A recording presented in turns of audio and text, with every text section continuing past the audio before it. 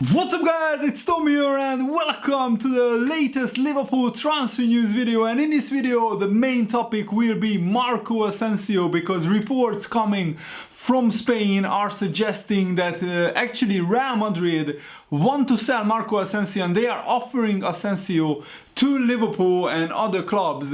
And let me know guys, do you think that Liverpool should go for Asensio? He's just 23 years old, he's a Spanish international, but he has been not a starting player for Real Madrid. And because Real Madrid signed so many world-class players in this transfer window, Eden Hazard, Rodrigo from Santos, I believe, so they probably have one too many attacking players on their books and they want to sell Asensio. And Asensio doesn't score an incredible amount of goals and he hasn't started the majority of Real Madrid's games last season, but I still think that there is a world-class player in there, that maybe Asensio needs a club who puts full faith into him and he starts the majority of the games. And I think Jurgen Klopp could bring the world-class player in Asensio out of him. He scored 11 goals last season, 10 goals the season before, and this season he scored 6 goals in 44 games, but most of those games came from the substitute bench. And according to the reports, some of them are saying that Real Madrid want to exchange Asensio for Sadio Mané, but Liverpool will not do that. I can categorically state that Liverpool will not sell Sadio Mané in this summer transfer window. Sadio Mané has been one of the players of the season. He scored 26 goals. He has improved immensely. So Liverpool are definitely not selling Mané and definitely not exchanging Mané for Asensio. But I guess Real Madrid thought it's worth a try to maybe lump in Asensio into the transfer deal and see what Liverpool thinks. And Asensio just started 24 times last season, so in 44 games, that means that he came on as a substitute 20 times, and I think he wants to start more games.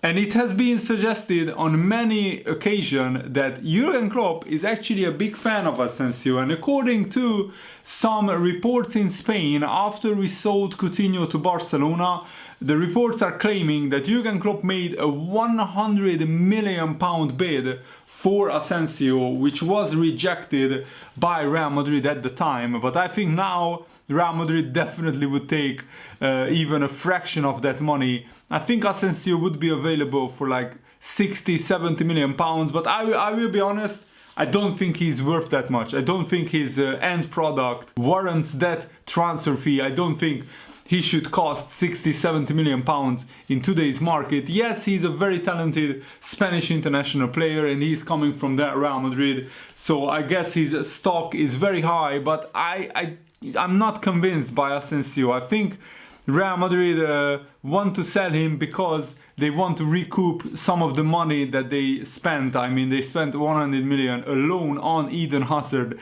and they spent a lot of money on other players as well. Ferland Mendy from Lyon, Rodrigo from Santos. I'm hearing that even 80-85 million pounds is mentioned as a transfer fee for Asensio. For that price, I don't think Liverpool should go for him. But Jurgen Klopp is a big fan of Asensio, and let me know guys, I want to hear your opinion. Do you think Liverpool should go for Asensio? Is he worth, like seriously, is he worth 70-80 million pounds?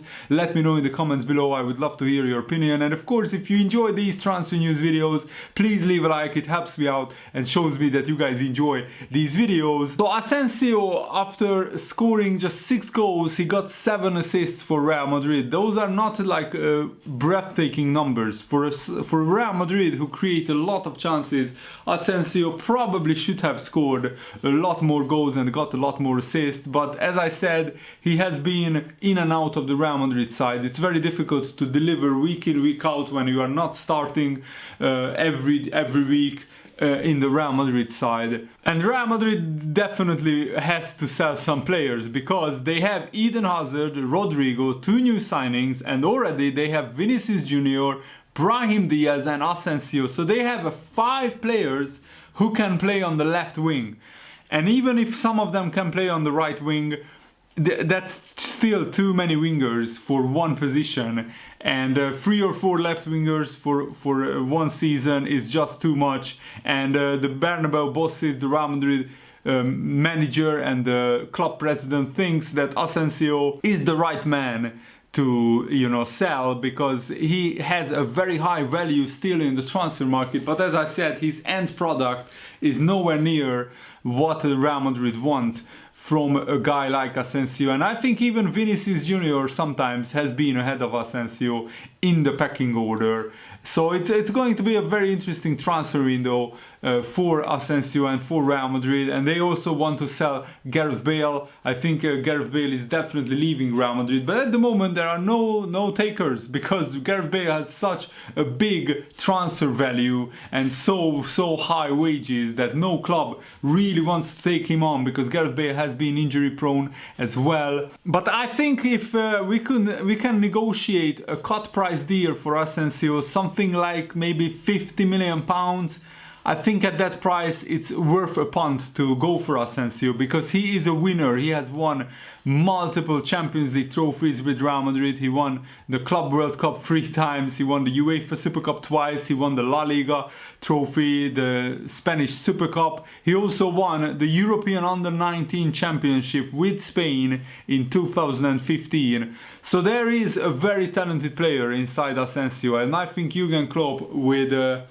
him playing regularly, and I think Asensio could play as a left winger in this Liverpool team when Mané needs a rest, or Asensio could play as kind of a number 9, a false number 9 or a number 10 behind the strikers when Liverpool need a player who can unlock a defense, because Asensio has a lot of creativity, he has a very good first touch, he has pretty good dribbling skills, and he can shoot from long range. I've seen Asensio score some belters from long range, and I really think that if Liverpool can get Asensio for the right price, and I would only sign him for the right price, then Jurgen Klopp could really elevate Asensio's game and make him an even better player at Liverpool than he is at Real Madrid. And it looks like Naby Keita has flown out of Egypt to receive treatment on the injury reported by African football journalist Makaji. And according to the Guinea manager Paul Put, he said that he would only play Naby Keita if the midfielder was 100% ready, and they had done, apparently they had done everything to prepare for him to start the game. And he did start that game against Nigeria, but he had to be taken off after 70 minutes injured.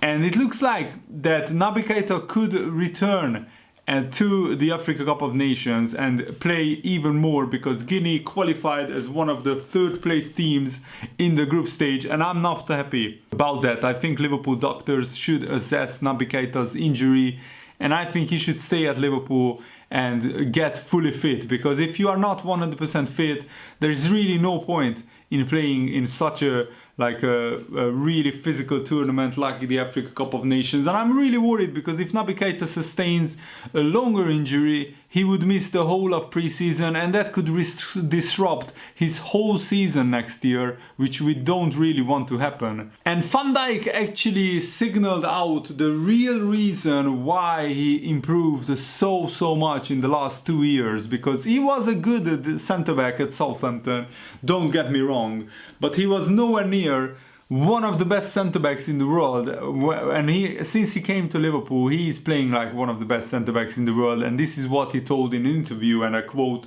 "I've had the benefit of a lot of one-on-ones by playing a lot on the streets. I played in a lot of five-a-side games when I was younger, and I loved to attack in those days as well. So you got a bit of a feeling how attackers might think in certain situations.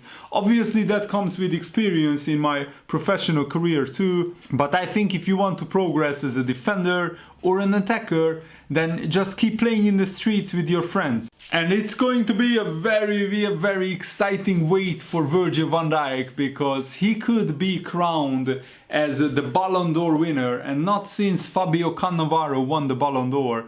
I think it was 2006 when Italy won the World Cup, and Cannavaro became one of very few defenders who actually won the Ballon d'Or award. But I think after Van Dijk won the Champions League, he should win it, because Messi, you know, only won the La Liga trophy. He didn't win the Champions League. He couldn't even win the Copa del Rey, the Spanish Cup final. But if Messi wins the Copa America, which I don't think Argentina will, but stranger things have happened in football. Argentina play Brazil in the Copa America semi-final. So if Messi wins the Copa America, that might just sway things towards Messi. And also how Messi plays between now and December, and how Van Dijk plays between now and December, might also sway the voting either way. But I really hope that a Liverpool player can win the Ballon d'Or, because not since Michael Owen won it in 2001 has a Liverpool player won the Ballon d'Or, the most prestigious individual award in football. I don't consider that a hugely important award, but it would be nice if Van Dijk would be rewarded for his achievements. And an incredible transfer deal has been made, because Atletico Madrid, it looks like, paid the release clause of Benfica star Joao Felix, which is 112 million pounds. That's like 125 million euros or something like that. It's an absolute crazy money for a youngster who only had one full season in professional football. But Joao Felix is one of the biggest talents. And interestingly, Camacho, Rafa Camacho, who went to Sporting from Liverpool, actually one of Camacho's former coaches that has claimed that Camacho is as talented as Joao Felix. So Joao Machado is this guy's name, and this is what he said about Camacho. I think Camacho has the ability to reach the level of Joao Felix currently has. In terms of characteristics, they are similar players, since they move very well, occupy the spaces very well. Rafa Camacho can get a little more unbalanced in one-on-ones, but ends up not having the capacity to score as many goals. I believe he can get to one of the best clubs in Europe. He may become one of the best players in the world. He can do that. Is this just a former coach, hyping up one of his former players? Or is he like seriously thinking that Camacho has the talent to be as good as Joao Felix? I mean, in the Portuguese league, which is not like the strongest league in the world, Camacho can definitely shine a lot more than he shines at Liverpool. Because at the moment, Liverpool are the best team in Europe, the Champions League winners. It's very difficult for a youngster to get into the Liverpool team and to play regularly. And I think at Camacho's age, that's definitely what somebody needs at his age, to play regularly. And I think at Sporting, he would have a lot of playing time, and good luck to him. If he moves to a big club, Liverpool get 20% of that sell-on clause, 20% of the transfer fee, because we have that sell-on clause in the Camacho contract. So I really hope that he makes it at a big club in the future. And Robbie Fowler has highlighted a problem that Liverpool will face at the beginning of the season, meaning that both Salah and Mané could be absent at the beginning of the season from Liverpool, because the African Cup of Nations does not conclude until the third week of July, which means that both Salah and Mané could miss the start of the season, and then they would probably need a rest before they can return to action after a relentless 12 months of football. So this is what Fowler said. It's bad enough the Copa America doesn't finish until July the 7th. It is insane that the Africa Cup of Nations won't finish until after the third week of July. There is a good chance that Mané and Salah will be involved in the last four, that will surely see them miss the start of the season. It's worse for Liverpool too, because Salah is playing in his home country and there is a huge weight of expectation for him to deliver. And I think normally Jurgen Klopp likes to give players a 3-week break after internationals during the summer,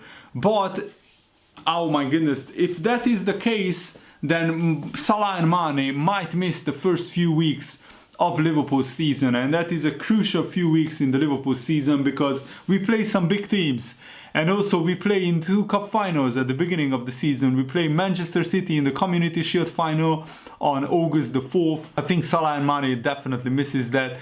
And also then we play Norwich in the Premier League opener. We can win that without Salah and Mané, definitely. But also we play Chelsea in the European Super Cup final just like 5 days after that Norwich game, and then we play some big teams in the first like 4 or 5 weeks of the Premier League season. We play teams like Arsenal and I think Tottenham as well. So I really hope that Mané and Salah can get back as early as possible. I don't really want to see them knocked out. I want one of them to be the champion of the Africa Cup of Nations. I would love it if it was Salah because he then became a real hero in Egypt. But on the other hand, I would love to see Mané win it because Senegal, very weirdly, has never won the Africa Cup of Nations as far as I know. Correct me if I'm wrong. So that would give Divock Origi and Harry Wilson and even Xherdan Shaqiri and Ryan Brewster and other players like big roles at the beginning of the season. They would need to replace two of the best players in the world and need to replace their goals, which is going to be very difficult but not impossible. So how do you think Liverpool should cope at the start of the season without Mané and Salah? I mean, that would leave only Firmino as our, one of our front three players to play, and I would play Origi and maybe Shaqiri. In some games I would play Harry Wilson, in others Ryan Brewster certainly could get a run out against Norwich, for example.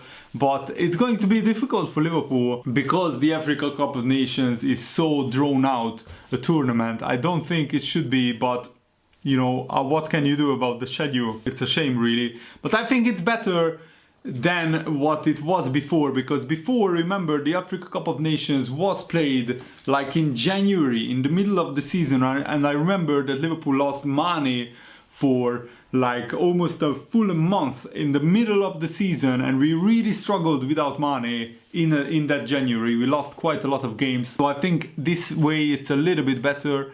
Maybe Liverpool can prepare by actually signing some players. I would love Liverpool to sign Nicolas Pepe and for Pepe to come in and start straight away in some of the big games. That would be brilliant. Marco Grujic is set to join Hertha Berlin again on loan after a very successful loan spell. That's according to German publication Kicker. Grujic is a 23-year-old player, and he said that he doesn't want to stay at Liverpool and be on the bench. He wants to play for Hertha Berlin, and Hertha has actually been bought by quite wealthy investors, which is a shame that my fellow Hungarian Dardai Pardai rather, left Hertha Berlin just before that big money came in, because now another manager will reap the rewards, if you like, of that investment. And Grujic will be 24 in April. If he goes on loan again, it looks like